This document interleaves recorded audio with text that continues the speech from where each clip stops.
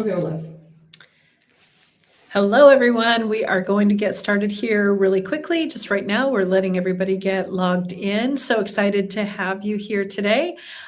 Come with questions, open to talking about all the different aspects of moving to Portugal. When you log in, please feel free to share your name and where you're logging in from. We'd love to see where you're at, and we'll be getting started momentarily.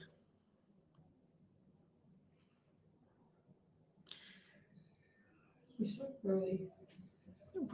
We're just setting up a little early, so just want to make sure that everybody has a chance to get logged in. As you sign in, feel free to share your name and where you're calling in from.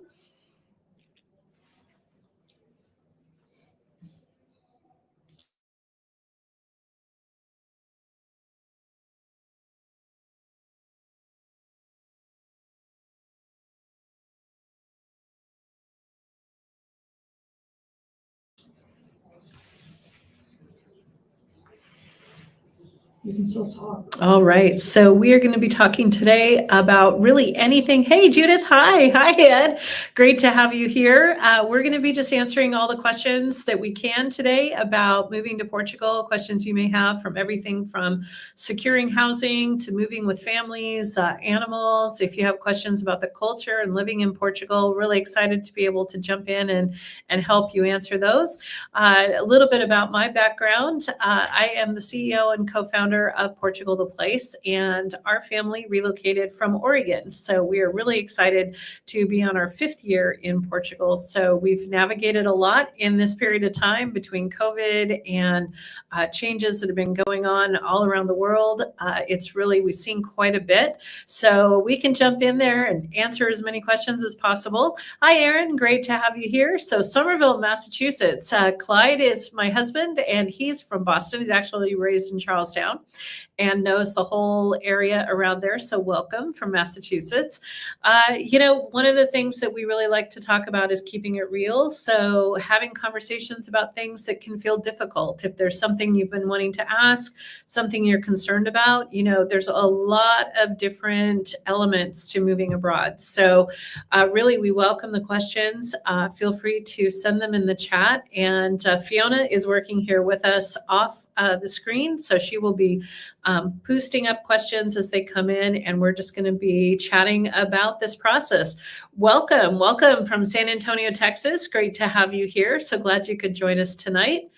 It is about just before 6 o'clock here in Portugal. It has been a really pretty day today, actually. We are on the end of a week because tomorrow's a national holiday in Portugal. It's Good Friday. Portuguese love Easter and Easter weekend and everything that goes along with it. So our offices are actually going to be closed tomorrow. Tomorrow is an official national holiday here in Portugal. So excited to be able to join you all this evening on a short week. Hello from Minnesota. Great to have you here. Nice to see you. Thank you for joining us, Terry. And then Elizabeth. Hi, Elizabeth. Hello. Hi. You're down in Tavira, so you know what we're talking about here in Portugal. So tomorrow is a big day. It's a national holiday. And then Portuguese love to celebrate holidays with their families. So Easter is a really big deal here. And just like the friends of ours that are Portuguese, we're having a family Easter as well. Hello. Hi, Carol from Chattanooga. Great that you could join us. Glad to have you. So I am also located on the Silver Coast. So I'm in Alcobaça, which is about an hour and 20 minutes north of Lisbon. And I'm about 10 minutes from the beach, from the famous beach, Nazaré, where the big waves are. So if you've watched The Big Wave, the documentary on HBO, that's where I am right now, and a beautiful spring afternoon. Hello from Utah. So great to see you. Thank you for joining us. And we're going to be giving a couple more minutes for folks to sign in. And if you are just joining us, please share your name and where you're coming in from. It's great to see everyone from all around. And we will also have this recorded. So anyone that logged in and signed up through the link will be able to send out this recording to you afterwards as well. All right. So we have more folks coming on from Georgetown, Colorado. Great. And Silverthorne. So Ingrid, hi, welcome. Bon dia or bon tard as where we are right now. And Tracy from the UK as well. One of the things that's fun is right outside the window to my side over here is we have the monastery of Alcabasa, and all the bells are going off right now. So you probably can't hear them, but it's a little loud at the moment, but luckily it'll be done here in a second. All right, so from New York, hi Neil, and Boise, hello Michelle, and Seattle. So Coleman, you're close to my original stomping grounds because I came from Oregon, so moved from Portland area to Portugal 5 years ago. Hi Julie, welcome. We've got Aaron from Maryland, great to have you. And Pennsylvania as well. Hi, Martha. So we are at the top of the hour. It's 6 o'clock right now. So we're going to jump in. One of the things I wanted to share first and foremost is I understand that right now there's a lot of questions that are coming up about getting your appointment with VFS or with your consulate in the United States if you're considering moving to Portugal. And I will tell you that this has got to be one of the most stressful parts of the process of moving abroad. It's a simple thing to do to log in and try to get your appointment, but it's hard to find one. So if you are in a stage where you're trying to schedule your appointment for your visa in the US, don't despair. Everybody is struggling right now to try to find that appointment, and they do come up. But I did want to let you know that there's a couple of tricks that we're seeing that are helping folks. So if you're in that process right now and you're trying to get that visa appointment, one of the tricks is to do it early in the morning. They're dumping in appointments after midnight. So what happens is the system, if there's a canceled appointment or a rescheduled appointment, if they're opening new appointments, they load them up after midnight. So if you can log in early AM or after that time and you can check, you may be able to snag some of those openings. But if you're starting to log in and look for appointments around 9, 10 in the morning, most likely those appointments have already been taken up. So you do have to either be a night owl or an early bird to try to get those appointments, but a lot of folks that's helped and they've been able to find what they need. Also, a little update, we were just checking before this Q&A that they are in Washington, D.C. doing some limited walk-ins. So the walk-ins in Washington, D.C., they're posting on their website. They are changing the dates when you can come and do a walk-in. I would not suggest it if you are flying and trying to make airplane tickets, but if you are in the vicinity and you can drive and go over and check it out, it may be worth your time to see if you can do a walk-in appointment. Just make sure you have all your documents ready. So that's probably one of the first questions that we've had so many come in before the Q&A of how do I get an appointment? Another question people have been asking is, will the attorneys help us get an appointment? So that's a yes or no kind of half and half question. The attorney will be able to log in as you and try to get you an appointment, but they're working in the same system that you're working in. So it's more like you have an extra set of people responsible trying to get you the appointment, but they don't have a different way in. They're not going into a different system. So they're still struggling to find appointments in the same spaces that everybody else is in. So right now, hang in there. If you're trying to get your visa appointment, be prepared for the fact that it's going to take some time, and just be ready to be flexible so that you can get that and grab it as soon as possible. So I see we have some more people that have been joining us from across the United States. Welcome. It's really great to have you here, and welcome to all of those that are joining from Canada and the UK and also here in Portugal. So if you have any questions, feel free to pop them in the chat. And Kevin is asking, will Portugal tax Social Security as income? Yes, it will. Portugal taxes all of your different income streams, passive income, earned income, and you will go through the process of being taxed on a progressive rate. And then we have a double taxation treaty with the United States, Portugal does. And so you file your Portuguese taxes first, and then you file your taxes in the United States, and that way you can write off any taxes so that you don't have double taxation. But yes, you will be prepared for the fact that you will pay taxes into the system in Portugal. The other good thing to note is your taxes here in Portugal will get you a variety of services that are not available in the States, such as the national healthcare system, prescription care that is the same for everyone and is very affordable, access to everything from the the ambulance services to support for the elderly. There's a variety of things that come with being a taxpayer in Portugal that doesn't necessarily make it apples to apples when you're looking at our taxes in the United States and taxes in Portugal. Hi, Terry. So let's see. Somewhere I think I ran across a requirement that when in your first couple of years in Portugal, there is a limit on the amount of time that you can be out of the country. I've been unable to find that again. Did I make it up? What are the rules? You did not make it up. So when you are on either a D7 or a D8, these are the two most common visas that people are applying for. The D7 is the passive income visa. The D8 is the digital nomad visa. So these two visas have travel restrictions to prove that you are becoming a resident of Portugal. So you will have requirements once you have received your card, once you have become a resident, you've had your meeting in Portugal with IMA and you are officially now a resident with the card, you will need to be in Portugal, and I'm summarizing this, for 6 months. So you have a couple of different ways it's calculated, but basically you need to be in Portugal for 6 months minimum. You can come and go throughout the year. You can travel through the Schengen. You can go to other countries. You are more than welcome to move throughout the year, but collectively you need to have a minimum of 6 months in country, and they are looking for consecutive. So this is where it gets really confusing. There are a lot of different numbers out there, and this does get really confusing. But basically, if you have been out of the country, you have to make sure that you've been in Portugal consecutively for 183 days. Then you have some in and out that you can do. You cannot stay out of the country for 6 months at a time and then live in Portugal for 6 months of the time. That's not allowed. They have time in the country and time out. You have to have consecutive time of 183 days in the country. Most folks that live here, though, like myself, I'm here on a D7. We travel all the time. You can go for a couple of weeks, come back to Portugal, go for a month somewhere, come back to Portugal, go for a cruise.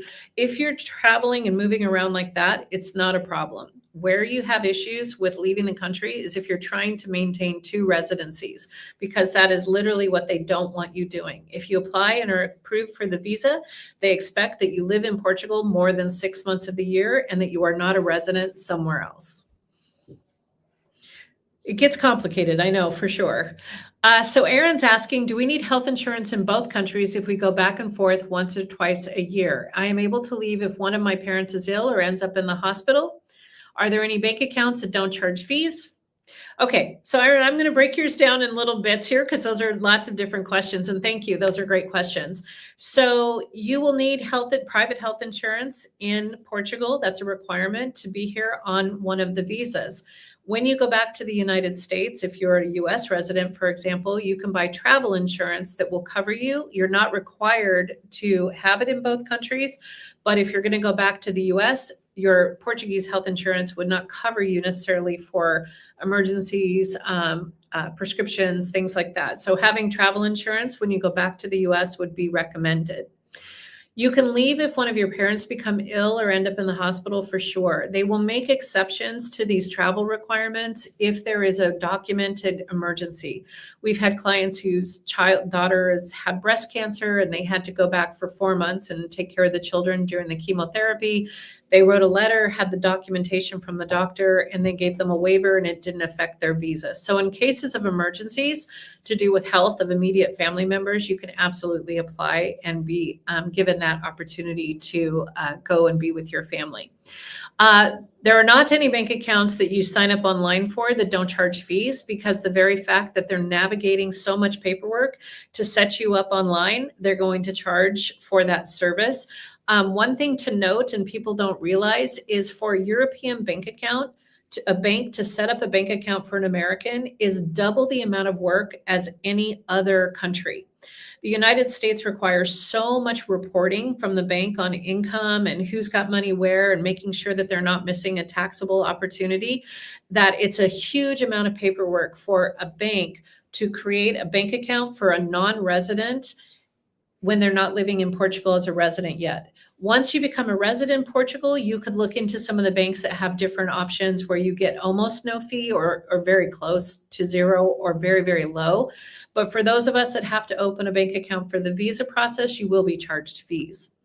And then for purchasing, what is a typical percent down, interest rate, and other mortgage terms? Well, that's like a whole conversation. And so I'm going to kind of box that here.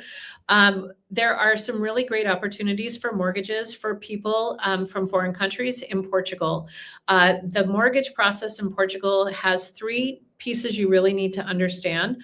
One, they are age rated. So a mortgage in Portugal is not a 20-year fixed or a 30-year fixed. It's age rated and it goes up to the age of 76. So from whatever age the oldest person in the relationship is to 76 is the length of time that you'll be offered a mortgage. And then typically for foreigners, you can do either a 20% down or a 30% down. They reserve the 10% down mortgages for citizens only in Portugal. And then the interest rates right now can run anywhere from 2 to 4%, depending on the terms, the amount down that you're giving, all of those different variables. But right now we're seeing very attractive mortgage rates sitting between 2 and 2.5%. So that's been something that's been really interesting for folks. And then other mortgage terms to understand is they don't do pre-approval letters here. You don't walk in with cash, so to speak, to buy a property. What you would do is you would get a scenario, kind of get an understanding of what you would qualify for with your financial statement. And then only when you have a property will they give you consideration for offers, because offers are based 50% off of the people and 50% on the property. So it's very important to note that you would have to commit to buying a property. You would have to go through the promissory contract and be prepared for the process before you've had an actual approval on the mortgage. That can be very intimidating for folks because you have to do the down payment, 10% minimum to the seller, and not receiving a mortgage is not a reason for the seller to be able to return that money. Once you've given the deposit to the seller's account, it is non-refundable. And if the seller reneges for any reason, they owe you double in return. So those are some different differences in the mortgage process here in Portugal. Lots of other factors as well, but that's kind of in a nutshell some things to consider off the bat. So Tracy's asking, what support can Portugal the Place provide to make relocation easier? Can we request a breakdown of a quote, even if we're not planning on moving quite yet, with the caveat that the price, yes. So Tracy, we do, when we send a quote, it breaks down everything that's included in that. And so even if you're not moving for a while, some folks like to lock us in now, because one of the things we really love to be available to you during the process for questions. We don't have a limit on the amount of meetings and things. So a lot of folks will do the retainer, which puts you on the books as a client. Then they tell us what they're considering: purchase, relocation, rental relocation, what the plan is. And then we'll send you a quote with all of the breakdown. And then if you have that quote and you've already accepted it, even if you're not planning to execute it for a little while, we honor that price, and that locks that price in for your future service. So Darren, can you provide any info on the D6 visa? My spouse is a citizen of Portugal. I am not yet. Can we move together? Then I apply for the D6 in Portugal. Yes. So you have an advantage, Darren. You'll be able to come over on this family reunification with a Portuguese citizen, and you do not need to apply from your home country. So you'll be able to come over. What your spouse would do is come to Portugal, to the city that you have your accommodations in, and they would go to the junta, they would register, and then once they're registered, you would apply for a family reunification appointment, and then you would go and you would follow that path using your marital status to apply for that visa. So Jen is asking, are there any concerns that Portugal will start limiting D7 visas given the increasing popularity of the country? That's a great question, Jen, and that's one we're watching very closely. So far, there has been zero indication that there will be any changes to the process. And in fact, they have staffed up their immigration services to try to accommodate the initial kind of additional interest. Now, there is always the possibility that they'll start to feel that they are getting behind. They may make some changes to the requirements to make it more, more of a lift. There's possibilities of things like that, but there hasn't been any conversation as of yet, not even a rumor, not even a little bit of a whisper that that's going to happen. So at this point, I don't have anything different to report, and things have been going smoothly. All right, and so looks like you've been reading. There are changes happening to the D7 visa as far as tax implications for retirees, the discontinuation of the NHR program. That was in 2023. So there hasn't been any additional changes since they discontinued the NHR at the end of 2023. And that was a program that had a tax cap for passive income, but they discontinued that. It was never a long-term program. It was implemented in 2009, and they discontinued it in 2023. And Lauren's asking, if you are a U.S. citizen who is feeling increasingly unsafe in the U.S. and want to get out as quickly as possible, are there any options? If you can support yourself financially, can you go on a tourist visa and not work and work on a way to stay beyond that legally? Portugal requires you to apply from your home country. So it's very important that if you feel that you want to move as quickly as possible, there are a couple of visas that are very fast. If you have some way to show that you support yourself financially, say, for example, you wanted to apply for the passive income visa. That's one of the quickest visas to get, and it's very simple to apply. A lot of folks use the home that they own as a rental. They have to rent it out for 3 months. You have to have 3 months of proof of income. But if that income per month is more than 883 euros for one person per month, that's the minimum requirement for monthly proof of income. And a rental counts as passive income. Then you have to have the equivalent to 1 year's worth of minimum wage in the bank in Portugal to show that you can sustain yourself here in Portugal. So right now, with a little bit over that, so to make sure that you're not running the margin with the exchange rate, you can plan between 12 and 15,000 euros in the bank. So that is the requirement for the coming in on the D7 at the bare minimum. The D8 has the same bank requirements, but it requires almost 3,500 euros per month of a salary that is verifiable for 3 months. The other way to come in relatively quickly is a student visa. If you are interested in moving to Portugal and you don't have the income verification, you can come in as a student, and you can use learning Portuguese. If you pay for a full-time school to learn Portuguese, that would qualify. It doesn't have to be a university, for example, and that would provide you a 1-year visa. And then at the end of that, you can then switch and apply for other visas if you found some line of work or something at that point. So Sharon is asking, okay, so you're retiring on the D7 visa, and some European countries require expats from America or Canada to show a large investment account to qualify for residency. Does this apply to Portugal? No, that's one of the reasons that Portugal is so popular, is the D7 visa requires that minimum of 1 year's income of minimum wage for Portugal. So minimum wage in Portugal right now is 883 euros per month. You need to have 1 year's worth of that for the first person and 50% of that for the second person. So if you just really want to make it simple, the number that really works for a couple is you really want to have about 15 to 20,000 in the bank for a couple, to make sure that not only are you meeting the minimum requirements, but you have some money in the bank to be able to use when you're paying your utilities, for your rental, your monthly rent, things like that. But no more than that. They do not, for the D7 or D8, require a huge financial investment.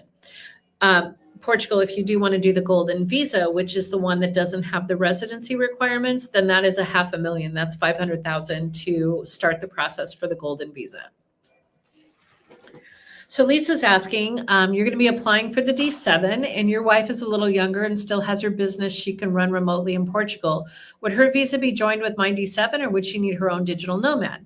Well, it depends on how much income you have. So Lisa, if you have enough to show 1.5 your income, showing that you have about $1,600 per month for the two of you, and then you can match that amount that is deposited in the bank that we were talking about, around that 15 to 20,000 mark, then she can come in and apply for a visa with you. Using as married, you can use that together.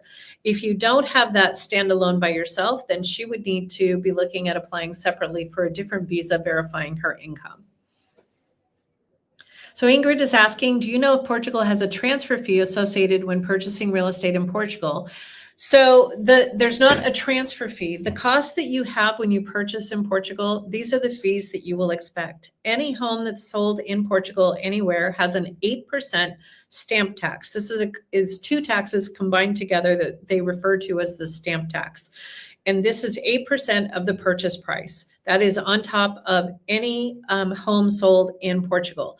Now, you do not pay VAT in addition. That's really important. A lot of people think you pay the 23% to purchase a house. You do not.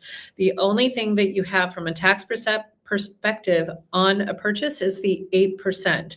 There is not a transfer fee. The additional fees or cost in the purchase process is you will want an attorney. And on an average real estate transaction without an extensive amount of courthouse work or land clearing, and one that doesn't require extensive travel or meetings, runs about $1,500 for a package to have your real estate attorney represent you. And then you can count about $200 here or $300 there for notaries, for filings in the city hall. So when we work with our clients to help them navigate this process, we recommend putting 10% on top of the sale price so that you're not surprised by anything. And that will be a pleasant surprise when you get done, because it'll be less than 10%. So Julie's asking if the purchasing a home qualifies for the Golden Visa. It does not. They discontinued the real estate portion of the Golden Visa a couple years ago. So now you have to do the Golden Visa, you have to invest in a fund, and it is $500,000 minimum, or you can do a donation to arts and culture. That's a pure donation with no return of that money for $250,000. And both of those are now passed for the Golden Visa, but real estate is no longer an option. So Day is asking, do you have any recommendations for private insurance that meet IMA appointment requirements for the D8 visa? So there's lots of private health insurance, and there's two insurances that you need when you're going through this process. You're going to need an insurance that is the visa insurance that you need when you apply in the United States. And that is one type of insurance. That's actually a gap insurance that's very specific to the visa. We have partners that you can go through. There's a clearinghouse online called Insubuy, INSUBUY.com, that has all the visa. You just type in visa insurance for Portugal and it'll give you options. That's for the initial application in the United States. When you get to Portugal, you need to purchase private insurance to be able to show that you have complied with that requirement when you go to the IMA appointment. And that we have a couple of different, there's lots of different insurances, Zurich, there's MGen, there's a variety of them. The only company in Portugal that does insurance without doing a medical check and does not have any limitations for pre-existing conditions is MGen. So that's really important to know. The other companies will provide insurance quotes, but they oftentimes exclude pre-existing conditions and require a medical exam. If you want a really simple process and ease of use, MGen is going to be the one. They're slightly more expensive because they don't have that pre-existing issue. But that, for example, is what we offer all of our team as their private insurance. That's who we have, and they've been amazing. They're so easy to work with. So Cindy's asking, does Portuguese banks have interest-bearing savings accounts? Yes, they do. Yes, they have a variety of interest-bearing savings accounts, short-term and long-term CDs, all of the different investment options for getting return on your money, depending on how long you want to invest it. So you just joined the live. I apologize. We are moving in a few months, but still struggling to understand how the taxes work. We will likely not be employed for the first months. So it's important to note you're not a tax resident in Portugal until you've been issued your residency card. Your appointment in the United States does not start the clock. It is only when you have your residency appointment in Portugal and you have been given your residency card, that is when your tax residency status starts. So that's number one. So you don't have to worry right away when you first arrive. Secondly, there's a lot of questions on how taxes work, and I both am not a tax specialist, but also legally, I cannot go in detail on taxes. I have to be very careful. But the high point of this is you will pay taxes on earned income in Portugal. Portugal has a double taxation treaty, and Portugal's taxes are progressive. So there's the first amount you earn is taxed at one rate, and then so on and so forth. The taxes you pay in Portugal, you do your taxes first in Portugal. You're given an automatic extension in the United States because they know that you have to file first in Portugal.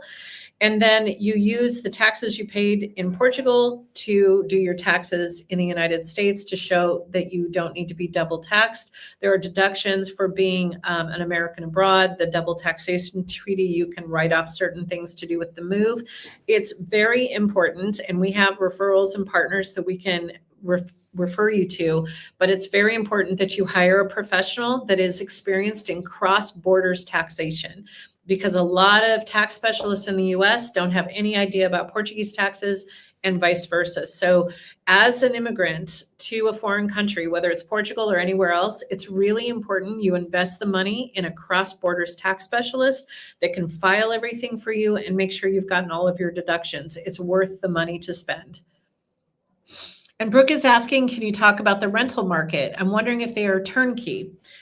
The rental market is everything. So you can find fully furnished long-term rentals that have like an Airbnb type of a setup with towels and sheets and cookware. You can find a completely unfurnished place. It's right now, it is a landlord's market. There is very little inventory and it is highly in demand.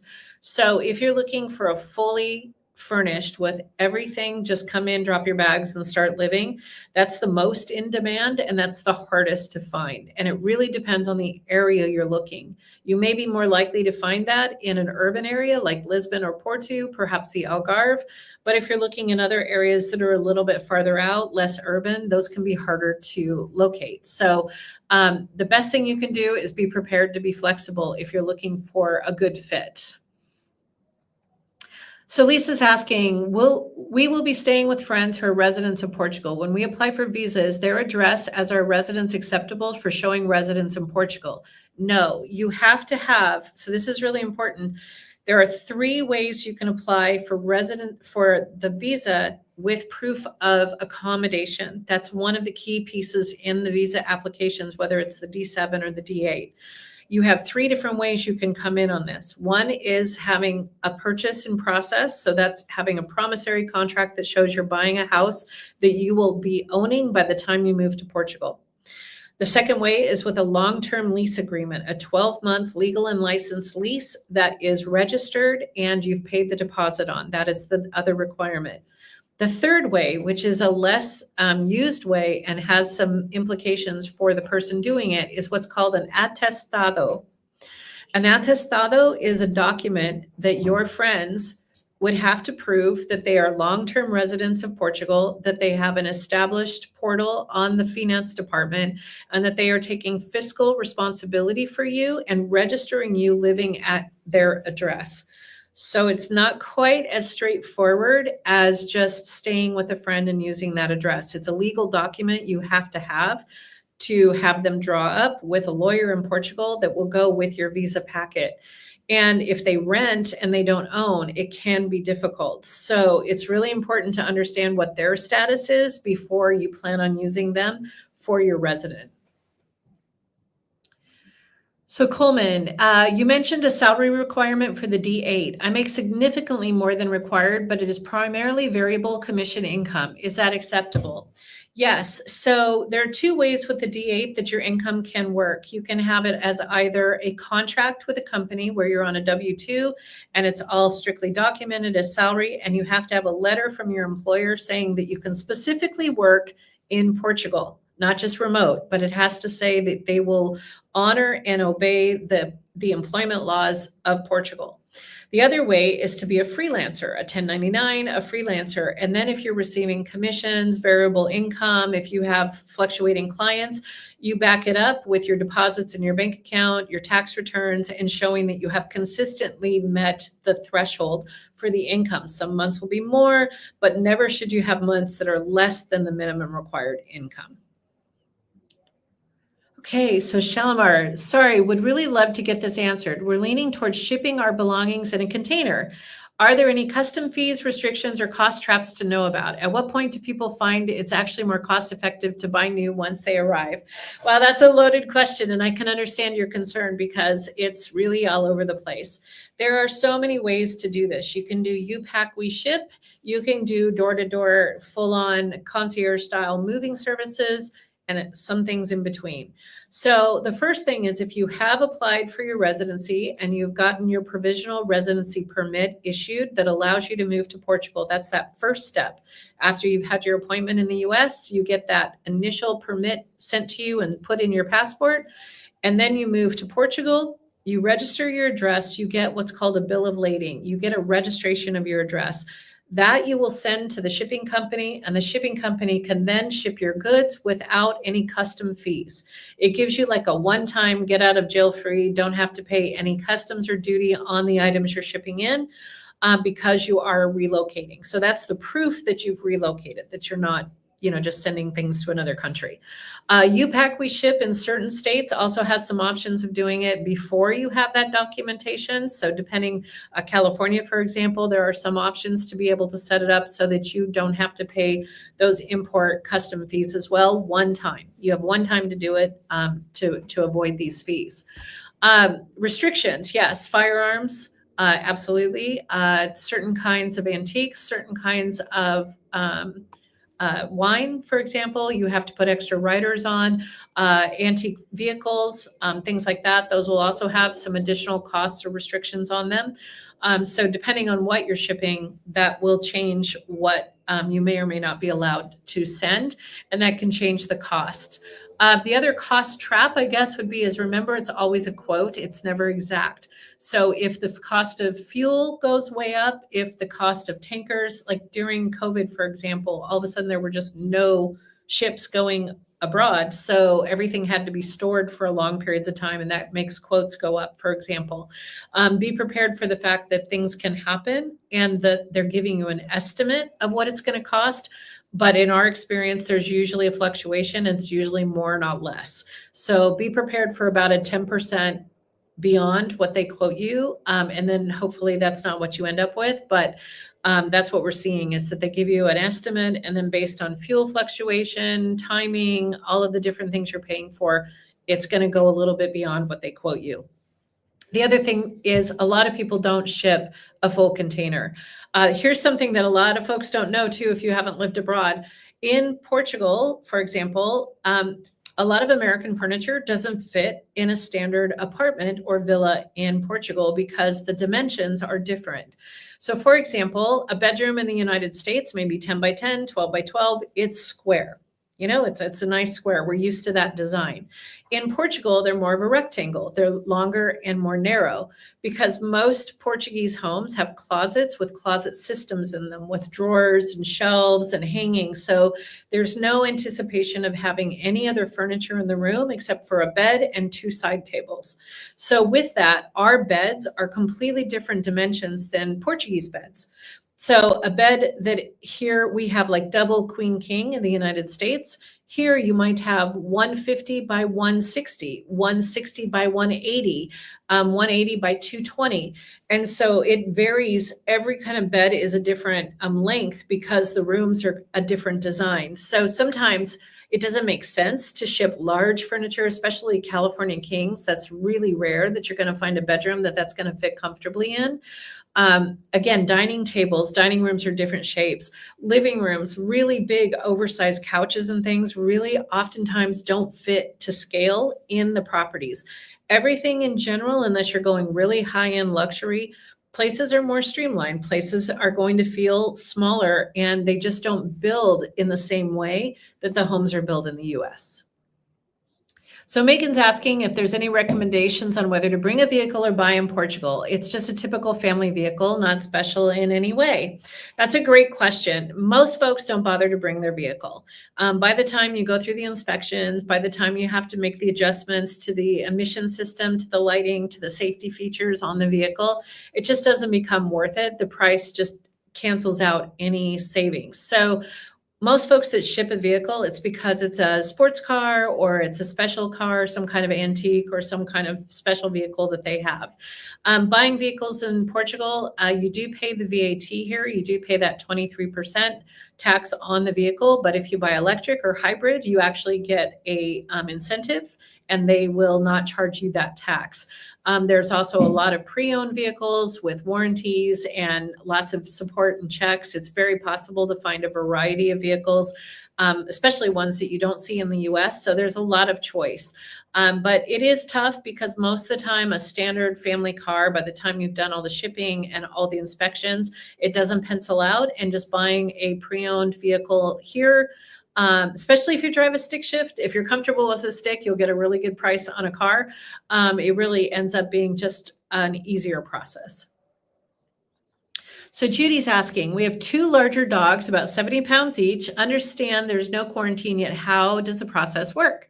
Absolutely. So we're dog lovers here at Portugal, the place. We have 2 Newfie Doodles. So we have very large dogs. I have a 6-year-old that's 120 pounds, and we have our puppy who's 8 months old and already 70 pounds. So we have big dogs.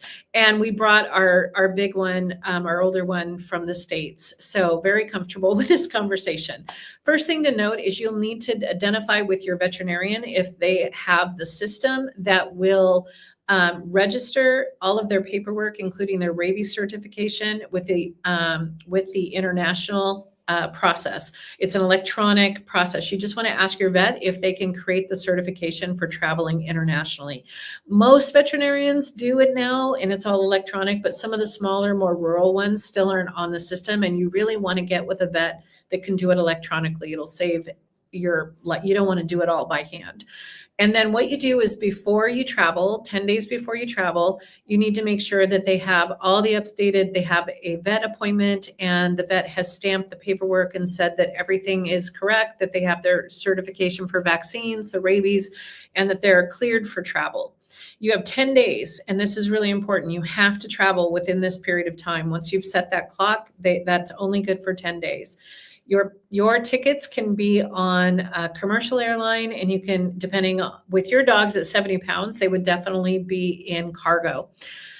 I want to use the word cargo carefully because people get this idea of a dark, cold, scary place that the dogs would be in. And the international flights have a hold. It's better to say in a hold that the flight attendants can reach from above, and they are in a lit, heated, it's temperature controlled area that they put the animals in their crates. They're not in with the luggage. They're not back in the back of the plane. The flight attendants can actually go down and check on them, and they will be in that space for the duration of the flight. Once you arrive in Portugal, you will be if you fly into Lisbon or Porto, you need to go through the veterinarian checkpoint at the airport. You'll need to go to there's a form that you'll need to pull down before you come into Portugal and fill out. You're going to wait in line. It can take 20 minutes. It can take an hour. You don't know. And the vet will check all the paperwork that you brought with you, the form, clear, check the dog, and then they're going to give you a pet passport. They're going to give you the paperwork that says that your pet's been cleared to come into Portugal. So it's a pretty straightforward process. You can also hire pet relocation companies that do it all for you, door to door. They'll pick up your family member at your house, and they will take care of all of the paperwork and the transfer and deliver them to your house in Portugal. For some folks, that's a little easier, especially with multiple dogs. That can be an option, but there is, a cost. It's a minimum for 2 dogs around $5,000 to get started on that. And then, of course, there's the private jets. If you don't want your furry friend to travel in the hold, then you can go and sign up for one of the private jets that fly usually out of the East Coast. But those tickets go from $12,000 to $25,000 for you and your pet. So Brooke is saying, I've heard many homes, apartments do not have AC and heat. Is that true? Also heard that humidity is an issue. Are rentals the same? So that's a great question. And that's kind of like a blanket conversation that happens that really isn't a blanket experience. There's a lot of influences on this. So I'm going to kind of break it down. So, yes, rentals. And if you own a house, everything's the same. I mean, they're all built the same, they're all homes.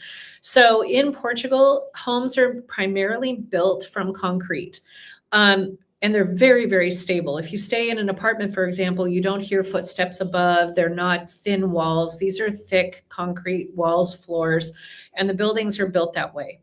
But in many cases, it depends on the year of the building, it depends on the maintenance of the building, and it depends on the direction of the building. So for example, if you have an apartment building that was built from 2012 and newer, it's going to have insulation, it's going to probably have double paned windows, and more likely it'll have ventilation. And those things are great. Those are all going to keep the home dry and comfortable. It may or may not have a heat source, but right now I'm talking more about the humidity. If its aspect is facing south, then it's fantastic. You're going to get radiant heat, you're going to get daylight, you're going to get light flooding in. If in that same building you're in the north side apartment, it can feel significantly colder and damper because you're not going to have that direct radiant heat. So in Portugal, a lot of what we talk about with our clients is the aspect of the property. How does it face? Do you get natural light most of the day? That's a really key piece to being comfortable in the home. And in a lot of places in Portugal, you don't need air conditioning. The temperatures are so comfortable. On the Silver Coast, our house, we do not have heat or air conditioning. Our home is very, very comfortable. In the summertime, if it climbs into the 80s, we open a couple windows and by the evening it's cooled off. And in the winter, we have a fireplace, we put the fire on and that takes the chill out of the air and it's really comfortable. Most of the year, it's just like perfect, like, very, very comfortable.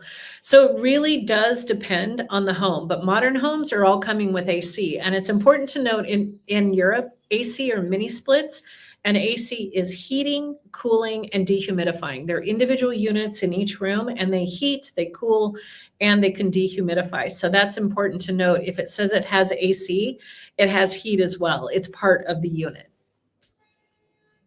So Lisa's asking, do you think it'd be difficult to rent a furnished apartment with 3 cats? It will limit your choices for sure.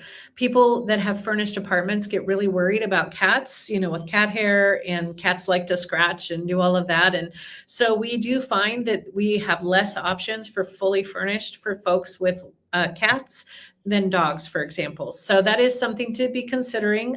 But if you, for example, if you work with us, when we help you find a rental, if it's unfurnished, we can work with you and accept deliveries and coordinate everything to get the place set up for when you arrive. So that's part of the service we do, and it makes you have a lot more options. You can choose an unfurnished and then work online with us with different vendors like IKEA or Amazon or local Portuguese vendors, and we can get your place set up before you arrive.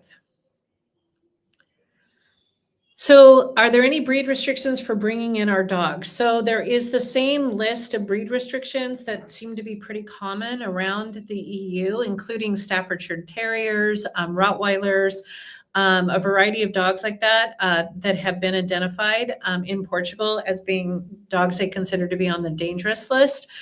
So depending on your breed, you'd need to check and see if it is allowed and what are the additional requirements for those dogs. Usually it has to do with transport.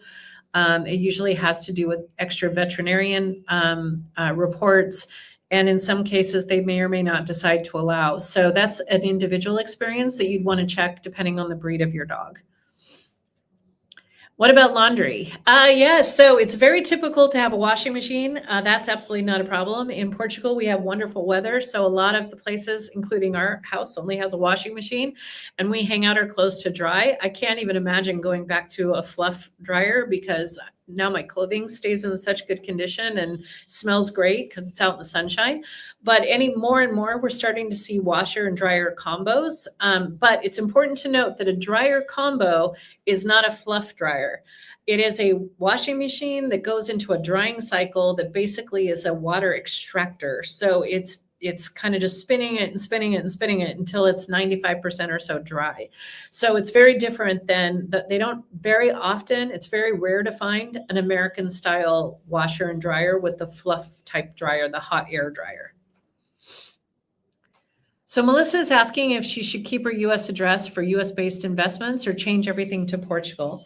I really recommend for the first year or two to maintain a US address through one of the remote mailboxes, or if you have a family member, or if you have a property that you're still owning, having that US address, because absolutely for some financial based needs, you're going to need the US address, credit cards, investments, things like that. Over time, you have a year, for example, with a Roth IRA, you have to make changes because you can only have investments in certain kind of accounts, certain types of investments, if you live in the United States. You do not want to get audited and end up with a giant tax penalty because you don't live in the US anymore. But you have a year after becoming a resident to make those shifts and changes. So we really recommend in the beginning keeping a US address. And then as you settle into Portugal and as you shift and move your investments and things, transitioning out of having that in the States. We had our US address for 2 years, and now after 5 years, we don't have a US residency any longer. All right, so Dave, do American citizens need to exchange their driver's license to be able to drive in Portugal? Do they need to give up their American driver's license? Is there a way to not give it up? Okay, so you do not need to exchange the driver's license right away when you get here. You have a year to exchange your driver's license after your residency begins. And then, yes, you need to give up your American driver's license to get your Portuguese. They will literally have you send in your American driver's license and they will send you back a Portuguese driver's license. Is there a way to keep it? Well, you're not supposed to, but say, for example, you lost your driver's license and you applied in the States to get a replacement because you kind of lost it by sending it to the Portuguese government, and the Americans send you a new one to someone's residency in the States that you still have, and then you have another license. But no, you're not supposed to do that. But that's what some folks do, is they'll apply for a replacement saying it was lost after they've sent it off. So not supposed to, but that's what some folks do. Just to let you know, I exchanged my driver's license. I've gone back to the States, rented cars with my Portuguese driver's license, had absolutely zero problem with it. It doesn't cause any issues. Let's see. What are regular school hours for elementary? When do they have breaks and when are they off for the summer? That's a great question. So I love school hours in Portugal because at different ages, it's kind of like, wow, they have like a very interesting schedule. For the little ones, the tiniest ones, so this is the primary ages down to, from like 3rd grade and down, they're on a pretty similar schedule to what we have in the States. They go to school at about 8:30 and they finish up school at about 3:30. They also provide longer hours for working parents here as part of the national system. So people will bring children to school in the morning. Maybe you'll see at 7:30, and then kids can stay to school until 5:30 or 6 at that age because they have a built-in kind of support system for working parents. So the school time is specific, but there's out of hours support as well. Then as the children get older, they have different hours. Interestingly enough, when they're in high school, a lot of the kids don't go to school till like 9 or 10. And then they go to school for a couple hours. Then they take like a 3-hour lunch and they hang out in the middle of the day. You just see these kids sitting around and having a coffee and talking in the cafes. And then they go back to school until sometimes 6 or 7 o'clock at night. So it's a very different schedule for the teens. And the summer schedule is very similar to ours. They in the States, they go on break in June and then they go back to school in September. Any recommendations on the virtual US mailboxes? So we used Good Sam. They were great. We had a great experience with them. We actually RV'd across the country. I've only done it once. Don't think I'll ever do it again, but took an RV from Oregon all the way to Atlanta, Georgia. And because we were in the move, we'd sold our house and it was COVID and it was crazy. We stumbled on Good Sam through the RV side of it. And Good Sam is a big organization that kind of supports people that are mobile, that are living like nomads. And their service was fantastic. So that was really great. Their mailbox puts you in Crestview, Florida. That's what your address would be. And they were really really dependable, really had a great experience with them. I do know that if you're looking for kind of some tax shelters from state taxes and things, if you're looking to create a residency in the United States, you can look at South Dakota and Florida. They have different options for establishing residency using these virtual mailboxes. So Martha's asking if I can speak to key things you've learned and what you would do differently. So, wow, that's a lot. Sometimes Clyde and I laugh. We think we should have created a company that was named Just Don't Do What We Did, because I feel like we kind of went through so many different things. And then we started the service because we really felt like you needed someone that you could depend on to keep it real. The first and biggest mistake I feel like I made is I bought into the social media hype that you're not supposed to bring anything to Portugal, that you're supposed to get rid of everything, start fresh, be minimalistic, all of this. And so I got rid of things that I loved. I'm a book collector and I got rid of 1,000 books. We had collected art from our travel around the world and I got rid of most of it, thinking I needed to come over it needs to be minimalistic. I shouldn't want this stuff. And it was a huge mistake. You should bring what brings you joy. There is absolutely no right or wrong way to figure out what to bring. So that was a huge, huge regret that I have. I wish I could go back and change that decision and just take the things that I knew would make me happy and just do what was right for us, not kind of buying into this like you must do thing. And that really goes with everything. There's a lot of chatter online. I think following social media threads and believing certain kind of hype, you can really confirm any bias you have. We almost didn't bring our dog because we started reading threads where people were like, Portuguese hate dogs.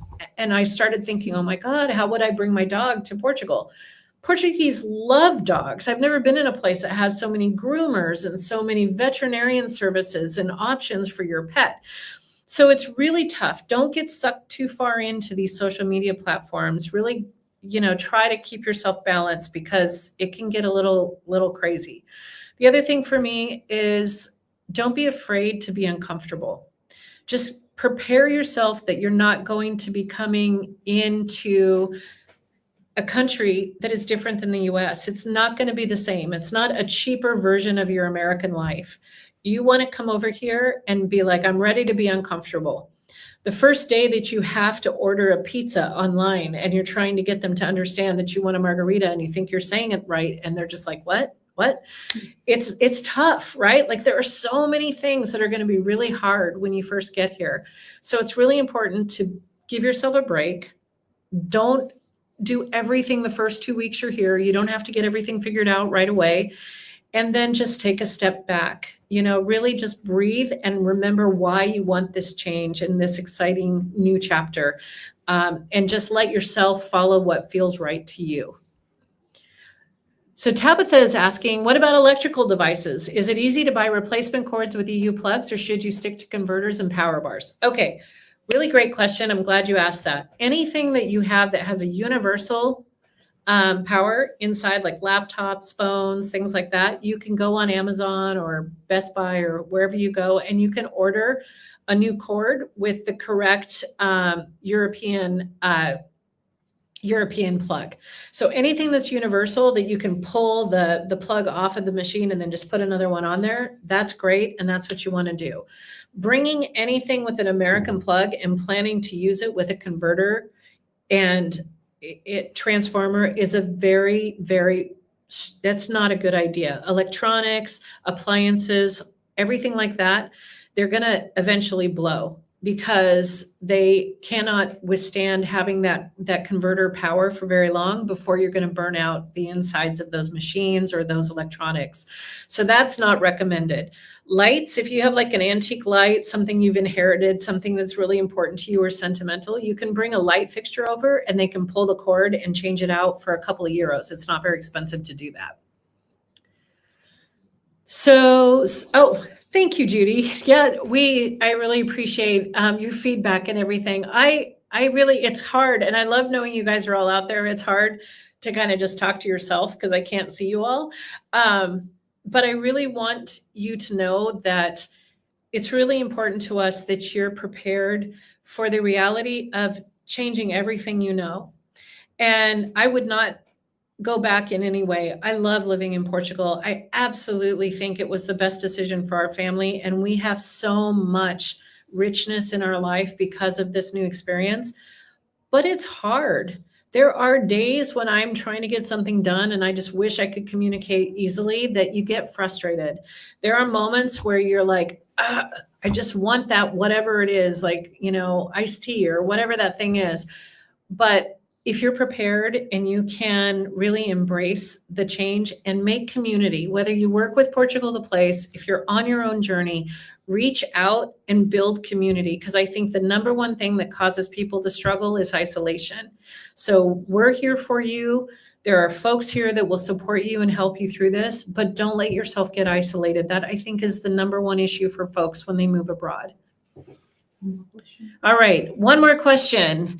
Alexandra, can you talk about the political climate in Portugal and the energy among people? I see Portugal will have its third election in 3 years, but the economy is doing well. Great question.